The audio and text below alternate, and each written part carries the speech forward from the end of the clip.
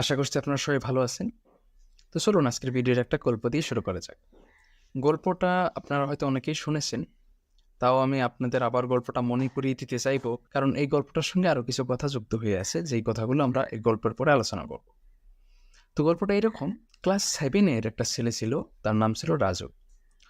তো রাজু হঠাৎ তার স্কুল থেকে বাসায় একদিন 1 ঘন্টা লেট করে বাসায় ফিরল। সে তার স্কুল থেকে 1 ঘন্টা লেট করে বাসায় ফিরল। তো যখন 1 ঘন্টা লেট করে বাসায় ফিরলো, তখন তার মা জিজ্ঞেস করলো, কি ব্যাপার রাজু, কি হয়েছে? তুমি 1 ঘন্টা কেন লেট করে বাসায় ফিরলে? তখন রাজু উত্তর দিল যে, মা, আমি আজকে স্কুলে খুব সুন্দর একটা কথা শিখে এসেছি। কি কথা? যে আমাদের প্রত্যেকের সবসময় কিছু ভালো কাজ করতে হয়। তো আমি স্কুল থেকে আসার সময় একটা ভালো কাজ করে বাসায় ফিরলাম, তাই আমার 1 ঘন্টা লেট হয়ে গেল। তো তার মা উত্তর দিল যে, ঠিক আছে, তুমি ভালো কাজ করে এসেছো, ভালো কথা। তো কি ভালো কাজ করে এসেছো? তো রাজু উত্তর দিল, মা, আমি সবার কাছে শুনলাম যে বৃদ্ধ মানুষকে যদি রাস্তা পার করিয়ে দেওয়া হয় তাহলে এটা একটা ভালো কাজ। তো আমি আসার সময় একটা বৃদ্ধকে রাস্তা পার করিয়ে তারপরে বাসায় ফিরলাম। তো তার মা বলল যে, খুব সুন্দর কথা, তুমি বৃদ্ধকে রাস্তা পার করিয়ে দিয়ে বাসায় ফিরছো, খুব ভালো কাজ। কিন্তু প্রবলেম হলো, তোমার বৃদ্ধকে রাস্তা পার করিয়ে দিতে কি 1 ঘন্টা সময় লাগলো? তো রাজু বলল, মা, প্রবলেমটা ওইখানেই। প্রথমে তো ওই বৃদ্ধটা রাস্তা পার হতেই চাইছিল না। তো তারপরে আমি জোর করে ধরে বেঁধে তারপরে ওই বৃদ্ধকে রাস্তা পার করিয়ে তারপরে বাসায় ফিরলাম, ওই জন্য লেট হয়ে গেল। এখন দেখুন, রাস্তা পার করাটা কি ভালো কাজ না খারাপ কাজ? অবশ্যই এটা একটা ভালো কাজ। বাট রাজু যেই কাজটা করলো, ওইটা কি ভালো কাজ না খারাপ কাজ? অবশ্যই এটা একটা খারাপ কাজ। কিন্তু রাজু যেটা বুঝতে পারে নাই, ওইটা হইলো কি, প্রত্যেক কাজের পিছনের একটা উদ্দেশ্য থাকে। বৃদ্ধকে রাস্তা পার করে দিতে হয়, এর উদ্দেশ্য হলো যে অন্যদেরকে সহায় করতে হয়, অন্যদেরকে হেল্প করতে হয়। কিন্তু সবসময় হেল্প করলেই এটা ভালো হয়ে যায় না, হেল্পটা হয়তো তার জন্য খারাপও হয়ে যেতে পারে, যেরকম রাজু করলো। তো ওই জন্য দেখতে হয় যে প্রত্যেক ভালো কাজেরও পিছনের গল্পটা, যেরকম এর পিছনের গল্পটা কি ছিল, যেই বৃদ্ধকে রাজু রাস্তা পার করে দিয়েছে, ওই বৃদ্ধ অলরেডি আধা ঘন্টা আগেই খুব কষ্ট করে নিজে নিজেই রাস্তাটা পার হয়ে গিয়েছিল, এক সাইড থেকে অন্য সাইডে সে পার হয়ে গিয়েছে। তারপরে রাজু আবার তাকে উল্টো সাইড ঘুরিয়ে নিয়ে এসেছে, যেটা রাজু তার আগের ঘটনাটা পর্যবেক্ষণ না করার কারণে। তো আমরা যখনই কোনো একটা ভালো কাজও করতে চাইবো, তখন যাতে আমরা সেই কাজের ভালো করে পর্যবেক্ষণটা করে নেই। আরেকটা বস্তু দেখতে হবে, যাতে এই ভালো কাজটা আমার জন্য ভালো না হয়, অন্য কারোর জন্য যাতে ভালো হয়। কারণ আমার জন্য যেটা ভালো, হয়তো অন্যজনের যেটা ভালো নাও হতে পারে, অন্যজনের জন্য সেটা ক্ষতিকর হতে পারে। সো আমার যেটা ভালো ওইটা যাতে আমি না করি, আমি যে যখন ভালো কাজের কথা বলবো, যে আমরা একটা ভালো কাজ করব, তখন যাতে আমি অন্য কারো ভালো কাজের কথা বলি, যে এই ভালো কাজটা আমি অন্য কারোর জন্য করেছি। তো এই যে ভালো কাজেরও যেই রকম উদ্দেশ্য থাকা দরকার, তো আমাদের কেরিয়ার নিয়েও ঠিক ওই রকম একটা উদ্দেশ্য থাকা দরকার। তো আমাদের কেরিয়ার ভাবনা যদি আমি চিন্তা করি, আমরা কিরকম কেরিয়ার চাই? আমার অনেক স্টুডেন্ট আছে, আমাদের অনেক স্টুডেন্টের ভিতরে সবাই আমাকে বলে, যে বেশিরভাগ স্টুডেন্ট আমাকে বলে যে, স্যার, আমি ডাক্তার হতে চাই অথবা ইঞ্জিনিয়ার হতে চাই। তো যেহেতু আমি বায়োলজির টিচার, সো আমাকে এইটাই আমার যে যেহেতু আমি বায়োলজির টিচার, সো আমার যাতে স্টুডেন্ট মেজরিটি বায়োলজির স্টুডেন্ট, সো ওই স্টুডেন্টগুলো আমাদের মেইন যেইটা বলে ওইটাই হলো যে আমি ডাক্তার হতে চাই বা এমবিবিএস হতে চাই। এখন এমবিবিএস আমরা কেন হতে চাই? এই কোশ্চেনটা একটা গুরুত্বপূর্ণ কোশ্চেন। অনেকে আমরা বলি, বা অনেকেই, যখন আমি এই কোশ্চেনটাই ছাত্রদেরকে বলি যে তুমি এমবিবিএস কেন হতে চাও, সে বলে যে, স্যার, এমবিবিএস করে সমাজের সেবা করব বা মানুষের দেখাশোনা করব। কিন্তু সত্যি কি তাই? আমাদের উদ্দেশ্য কি মানুষের সেবা করা? আমার মনে হয় না। কারণ আমার গাইড আমাকে একটা কথা বলতো মাঝে মাঝে, যে হাসাব, যদি ভারতবর্ষে এমবিবিএসের থেকে বাস ড্রাইভার, ট্রাক ড্রাইভারের দরমা বেশি হয়, তাহলে প্রত্যেক বাবা মা চাইবে যে যাতে একটা বাস ড্রাইভার, আমাদের ছেলে একটা বাস ড্রাইভার হোক, অথবা আমাদের মেয়ে বাস ড্রাইভার অথবা ট্রাক ড্রাইভার হোক, কারণ এখানে স্যালারিটা বেশি। তো আমাদের ডাক্তার হওয়ার অথবা আমাদের বাবা মার ডাক্তার হতে বলে তার একটাই রিজন, কারণ ওখানে কি আছে? পয়সা আছে, টাকা পয়সা আছে। তো টাকা থাকার জন্য আমরা কিন্তু ডাক্তারটা হই অথবা ডাক্তার হতে চাই। খুবই একটা খারাপ ডিসিশন যে আমরা টাকার জন্যে কোনো একটা বস্তু হতে চাই অথবা টাকার জন্যে আমরা ডাক্তার হতে চাই। আমরা হয়তো এটা বলতে পারি না, যেটা একটা খারাপ ডিসিশন। আমার যদি ডাক্তার হওয়ার ইচ্ছা না থাকে আর আমি যদি টাকার জন্য ডাক্তার হই, তাহলে আমি খুব একটা ভালো ডাক্তার হব না, অবভিয়াসলি। সো আমাদের যেইটা ভালো লাগে আমাদের ওই কেরিয়ারটাই নেওয়া উচিত বলে আমি মনে করি। আমাদের বাবা মা অনেকভাবে আমাদেরকে ইনফ্লুয়েন্স করে যে তোমার ওইটা হতে হবে, তোমার ওইটা হতে হবে। আচ্ছা, আমরা অথবা আমাদের বাবা মা আমরা কি চাই? যে আরও একটা মহাত্মা গান্ধীর মতো মানুষ, আরও একটা জওহরলালের মতো মানুষ, আরও একটা ওমরের মতো মানুষ এই পৃথিবীতে আসুক। কিন্তু আমাদের প্রত্যেক পেরেন্টস এইটা মনে করে যে ওই মহাত্মা গান্ধীর মতো মানুষ, ওই জওহরলালের মতো মানুষ, ওই ওমরের মতো মানুষ যাতে আমার ছেলে মেয়ে না হয়, ওইটা কে হবে? আমাদের পাশের বাসার ছেলেমেয়েরা হবে। কারণ কি? আমাদের ছেলে মেয়েদের কী হতে হবে? ডাক্তার হতে হবে অথবা ইঞ্জিনিয়ার হতে হবে। যে এটা একটা খুব একটা খারাপ একটা মনোভাব বলে আমি মনে করি। দ্বিতীয়ত, এই কেরিয়ারের সঙ্গে আরও একটা বিষয় জড়িত হয়ে থাকে, তা হলো পাওয়ারফুল। এখন আমরা সবাই পাওয়ারফুল হতে চাই। তো আমরা কীভাবে পাওয়ারফুল হতে পারি? তার আগে জানতে হবে যে পাওয়ারফুলের ডেফিনেশন কী। পাওয়ারফুলের ডেফিনেশন কী? পাওয়ারফুলের খুব সুন্দর একটা ডেফিনেশন আছে। যে কেউ তার চারদিকে তার জীবনটাকে তার মতো করে সাজিয়ে নিতে পারে, সেই হলো পাওয়ারফুল। যেরকম একটা উদাহরণ যদি আমি দিতে চাই, যে আমাদের প্রধানমন্ত্রী নরেন্দ্র মোদী। তো নরেন্দ্র মোদী আমাদের কলেজে আসলো, আমি যে কলেজে পড়াই, নরেন্দ্র মোদী আমাদের কলেজে আসলো। আমাদের কলেজে এসে সে বলল যে আজকে স্কুল বন্ধ, আজকে কলেজ বন্ধ, আজকে আমি এইখানে বসে সবাইকে দেখিয়ে এখানে বসে আমি পিকনিক খাবো, এরকম কিছু একটা বললো। তো অবশ্যই এটা সে করতে পারবে, অথবা যে কোনো কাজ, এটা একটা ফানি ভার্সন, তথাপি অ্যাজ এক্সাম্পলের জন্য বললাম, যে কোনো কাজ নরেন্দ্র মোদী এসে আমাদের কলেজে করতে পারবে। অথবা নরেন্দ্র মোদী আমাদের কলেজে এসে আমাদের কলেজটা বন্ধ করে দিয়ে দিল, এটা নরেন্দ্র মোদী করতে পারে। এখন আমি যে কলেজে পড়াই, ওই কলেজটা কি বন্ধ করতে পারবো না। কেন? কারণ আমার ওই ক্ষমতা নাই, নরেন্দ্র মোদীর ওই ক্ষমতা আছে, কারণ নরেন্দ্র মোদী পাওয়ারফুল। এখন চিন্তা করেন নরেন্দ্র মোদী কেন বেশি পাওয়ারফুল? আমি পাওয়ারফুল না, বাট নরেন্দ্র মোদী কেন পাওয়ারফুল?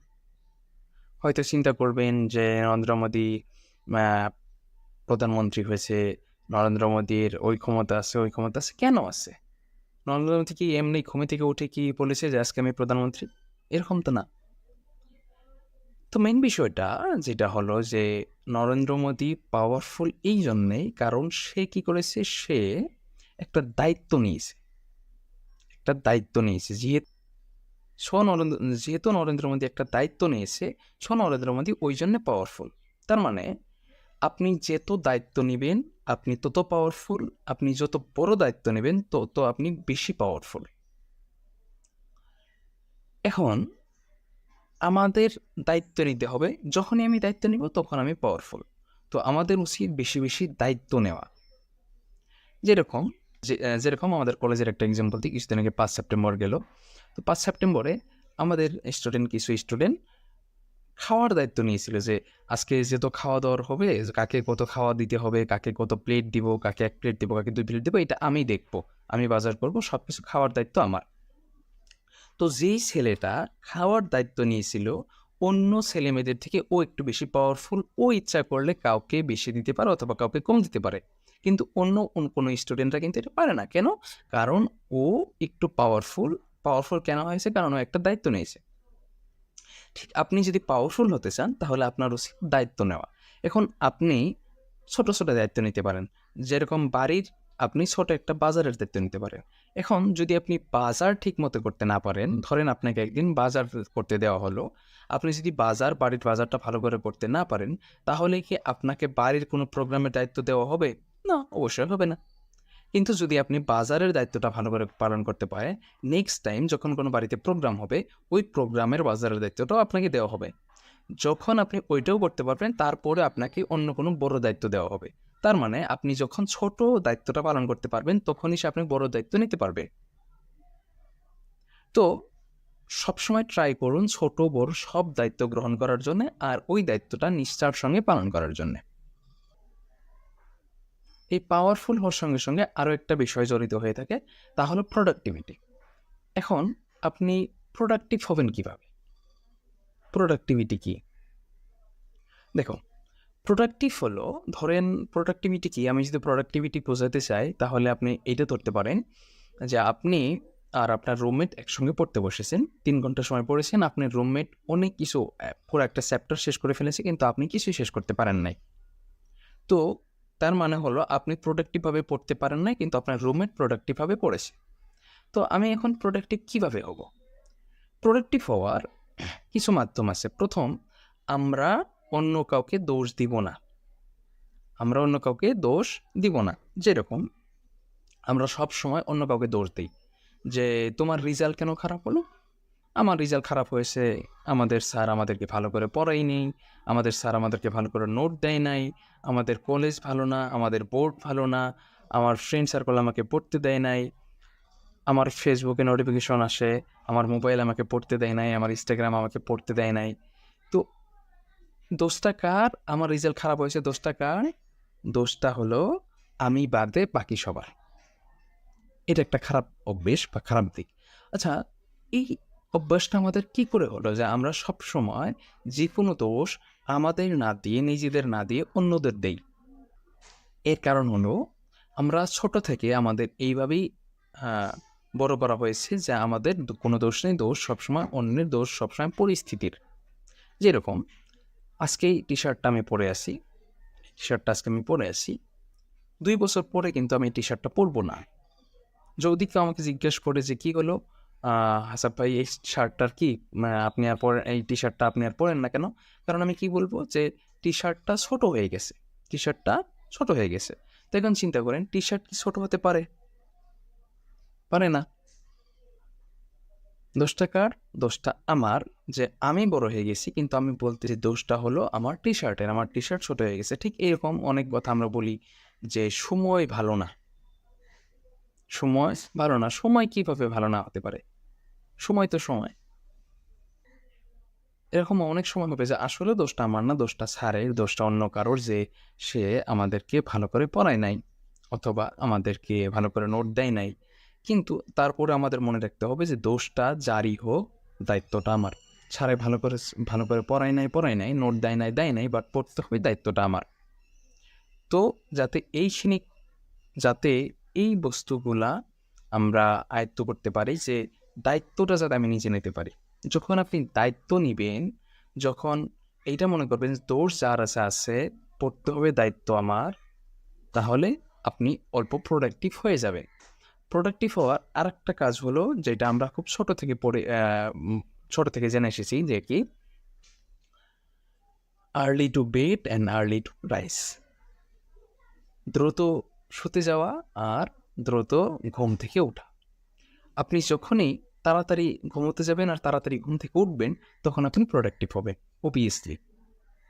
আমরা 10টা-11টা বাজে ঘুম থেকে উঠি, আমরা প্রোডাক্টিভ হতেই পারবো না, অসম্ভব। এটা হওয়া অসম্ভব, এটা কোনোদিনও সম্ভব না যে আমরা 12টা বাজে উঠে আমরা পুরোটা দিন আমরা প্রোডাক্টিভভাবে কাজ করব, এটা পারবো না। সো আমাদের প্রোডাক্টিভ হতে হলে কী করতে হবে?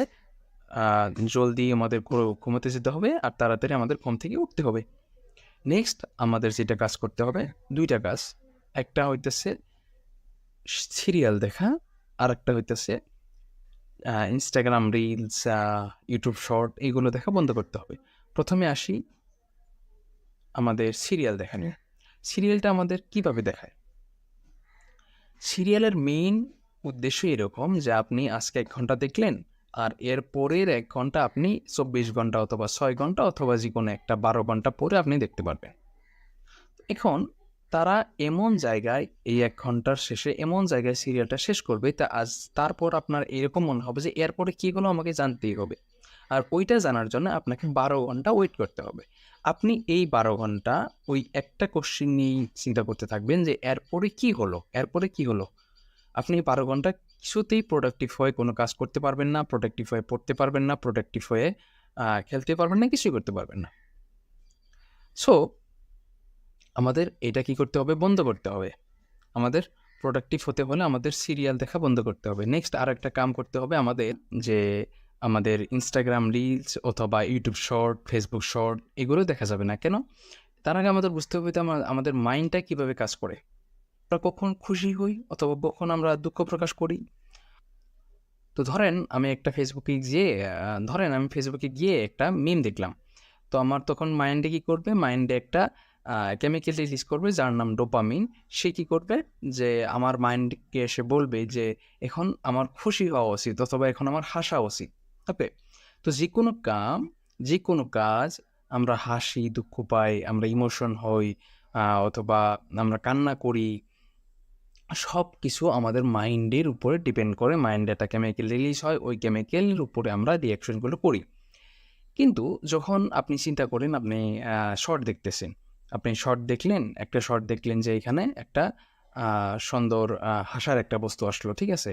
তো একটা মিম আসলো, আপনি হাসলেন, ঠিক আছে? মাইন্ড আপনাকে দিল হাসার জন্য, ঠিক আপনি হাসলেন, প্রবলেম নাই।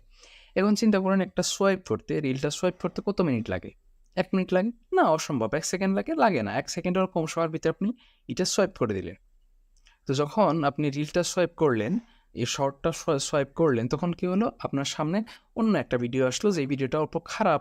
ধরেন ওখানে মানুষকে হয়তো কেউ মারতেছে অথবা যেকোনো একটা খারাপ পরিস্থিতি হয়, তখন আপনার কী করা উচিত? আপনার মনটা খারাপ হওয়া উচিত, ঠিক আছে? কিন্তু আপনার মাইন্ড 1 সেকেন্ডও হয় নাই আপনাকে হাসতে দিল, এখন আপনাকে আবার ইমোশনাল বানাবে। এটা মাইন্ডের জন্য এত তাড়াতাড়ি এইভাবে মাইন্ড কাজ করতে পারে না। আপনার মাইন্ড কি হয়ে যাবে? কনফিউজ হয়ে যাবে যে আপনাকে হাসতে দিবে না কান্না করতে দিবে। আপনি চিন্তা করেন এখন আপনি 5 মিনিট, 10 মিনিট, 1 ঘন্টা এইভাবে সোয়াইপ করতেছেন। তো একটা সময় যাওয়ার পরে আপনি কি হবেন? আপনি ইমোশনলেস হয়ে যাবেন। যে আপনি আর ভালো করে কান্না করতে পারবেন না, আপনি ভালো করে হাসতে পারবেন না। এই সবগুলোর পরিস্থিতির সম্মুখীন আপনাকে হতে হবে যদি আপনি এইভাবে রিলস দেখতে থাকেন। কারণ আপনার মাইন্ড কি হয়ে যাবে? ওই বস্তুতেই অভ্যস্ত হয়ে যাবে যে এইটা অত একটা কিছু না, এটা নরমাল বিষয়। আপনার কান্না করার ইস্যু নাই বা আপনার হাসারও কিছু নাই। তো এই ধরনের যাতে আমরা ইমোশনলেস হয়ে না যাই, তার জন্যে, আর আমরা যাতে প্রোডাক্টিভ থাকতে পারি, তার জন্যেও আমাদের রিল অ্যাভয়েড করা উচিত। আরও রিল অথবা শর্ট, টিকটক এইগুলো দেখার আরও একটা খারাপ পরিস্থিতি কি? আপনার ধৈর্য শক্তি কমে যায়। আপনার ধৈর্য এতটাই কমে যাবে যে ধরেন আপনাকে যদি এখন বলা হয় যে গেমেটোজেনেসিসের 1 ঘন্টার একটা ক্লাস আছে আনএকাডেমিতে। তো আনএকাডেমির যেগুলো টিচার, ওরা তো বহুত হাই কোয়ালিটির টিচার, ওদের ক্যামেরা ভালো, ওদের স্টার্টআপ ভালো, সব কিছু ভালো। তো এত ভালো হওয়ার পরেও আপনার ওই 1 ঘন্টার গেমেটোজেনেসিসের ক্লাস আপনার এত খারাপ লাগবে, এত লম্বা লাগবে। কারণ কি? আপনি ওই গেমেটোজেনেসিস আপনি একটা শর্ট ভিডিওতে 30 সেকেন্ড বা 30 সেকেন্ড অথবা 60 সেকেন্ডের ভিতরে পেয়ে গেছেন।